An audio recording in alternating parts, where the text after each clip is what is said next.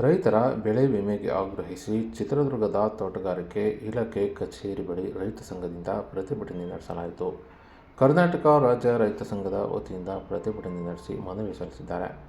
ಈ ವೇಳೆ ರೈತ ಸಂಘದ ಜಿಲ್ಲಾ ಅಧ್ಯಕ್ಷ ಕೆ.ಟಿ. ತಿಪ್ಪೇಸ್ವಾಮಿ ಅವರು ಮಾತನಾಡಿದ್ದು, ಚಿತ್ರದುರ್ಗ ಜಿಲ್ಲೆಯಲ್ಲಿ ಅಡಿಕೆ, ಮಾವು, ದಾಳಿಂಬೆ ಬೆಳೆಗೆ ರೈತರು ಕಂತು ತುಂಬಿ 20 ತಿಂಗಳು ಆದರೂ ಸಹ ಕ್ಷೇಮ ವಿಮಾ ಕಂಪನಿ ಬೆಳೆ ವಿಮೆ ಪಾವತಿ ಮಾಡಿಲ್ಲ. ರೈತರು ಅನೇಕ ಬಾರಿ ಇಲಾಖೆಗೆ ಅಲೆದಾಡಿ ಒತ್ತಾಯಿಸಿದ್ದರೂ ಸಹ ಅಧಿಕಾರಿಗಳು ಕಂಪನಿಯೊಂದಿಗೆ ಶಾಮೀಲಾಗಿ ಇರುವುದರಿಂದ ರೈತರಿಗೆ ಬೆಳೆ ವಿಮೆ ಬರುತ್ತಿಲ್ಲ. ಎಂದರೆ ರೈತರು ವಿಮೆ ತುಂಬುವಾಗ ಕೊನೆಯ ದಿನಾಂಕ ಎಂದು ಪ್ರಕಟಿಸುತ್ತಾರೆ. ಆದರೆ ರೈತರಿಗೆ ಹಣ ಪಾವತಿ ಮಾಡಲು ಕೊನೆಯ ದಿನಾಂಕವಿಲ್ಲ. ಎಷ್ಟು ವಿಳಂಬವಾಗಿದೆಯೋ ಅಷ್ಟು ಮೊತ್ತಕ್ಕೆ ಶೇಕಡಾ 12ರಷ್ಟು ಬಡ್ಡಿ ಸೇರಿಸಿ ಹಣ ಪಾವತಿ ಮಾಡಬೇಕು. ಇಲ್ಲವಾದರೆ ಇಲಾಖೆ ಅಧಿಕಾರಿಗಳು ಮತ್ತು ಬೆಳೆ ವಿಮೆ ಕಂಪನಿಯ ಅಧಿಕಾರಿಗಳನ್ನು ಕೂಡಿಹಾಕಿ ಇಲ್ಲೇ ಅಡಿಗೆ ಮಾಡಿಕೊಂಡು ಅಹೋರಾತ್ರಿ ಧರಣಿ ಮಾಡಲು ರೈತರು ಮುಂದಾಗಬೇಕಾಗುತ್ತದೆ ಎಂದು ಎಚ್ಚರಿಕೆ ನೀಡಿದ್ದಾರೆ.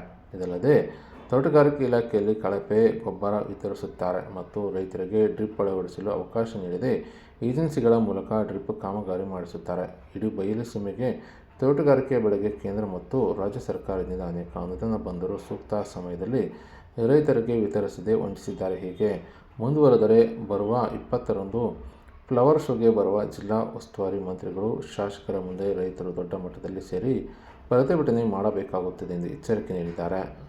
ನಮ್ಮಿಂದ ದುಡ್ಡು ಕಟ್ಟಿಸ್ಕೊಳ್ಳಿಕ್ಕೆ ಲಾಸ್ಟ್ ಡೇಟ್ ಇರುತ್ತೆ, ಕೊಡಕ್ಕೆ ಲಾಸ್ಟ್ ಡೇಟೇ ಇಲ್ಲ. ಯಾರಪ್ಪನ ಮನೆ ದುಡ್ಡು, ಯಾರಪ್ಪನ ಮನೆ ಇದ್ರಿ ದುಡ್ಡು ಕೊಡಕ್ಕೆ, ನೀವು ಕಟ್ಟಿಸ್ಕೊಳ್ಳೋಕ್ಕೆ ಲಾಸ್ಟ್ ಡೇಟ್ ಇದ್ದಂಗೆ ನಮಗೆ ಕೊಡಕ್ಕೂ ಲಾಸ್ಟ್ ಡೇಟ್ ಬೇಕು. ಇದನ್ನು ಮಾಡೋವರೆಗೂ ಕೂಡ ನೀವು ಮೇಡಮರೇ ಇವ್ರನ್ನೆಲ್ಲ ಬ್ಲಾಕ್ ಲಿಸ್ಟಿಗೆ ಹಾಕಬೇಕು. ಸರ್ಕಾರಕ್ಕೆ ಬರೀಬೇಕು, ನೀವು ಬರೀಬೇಕು. ನಾವು ಹಿಂದೆನೂ ಹೇಳಿದ್ವಿ, 2ನೇ ವರ್ಷದಲ್ಲಿ ಹೊಳಲ್ಕೆರೆಯಲ್ಲಿ ಕಂಪನಿಯವರನ್ನ ವಾಪಸ್ ಕಳಿಸಿದ್ವಿ ನಾವು. ನಿಮ್ಮ ನಿಯಮಗಳು ಸರಳೀಕರಣ ಆಗೋವರೆಗೂ ಕೂಡ ರೈತರ ಹತ್ರ ಬರಬೇಡ್ರಿ ಅಂತೇಳಿ. ಆ ಕಾರಣಕ್ಕೆ ಯಾವುದೇ ಕಂಪನಿಯವರು ವಿಮೆಯನ್ನು ಕಟ್ಟಿಸ್ಕೊಳ್ಳೋದಕ್ಕಿಂತ ಮುಂಚೆ ಪ್ರಕಟಣೆ ಹೊರಡಿಸ್ಬೇಕು ಆಯಾ ಕಚೇರಿ ಮುಂಭಾಗದಾಗೆ. ಆಮೇಲೆ ನೀವು ಸಂದರ್ಭ ಬಂದಾಗ ರೈತರು ಫೋನ್ ಮಾಡಿದ್ರೆ ಫೋನ್ ಎತ್ತಲ್ಲ, ನೀವು ಇಲ್ಲಿರಲ್ಲ. ಬೆಳೆ ವಿಮೆ ಕೊಡದ ಕಂಪನಿಗೆ, ಬೆಳೆ ವಿಮೆ ಕೊಡದ ಕಂಪನಿಗೆ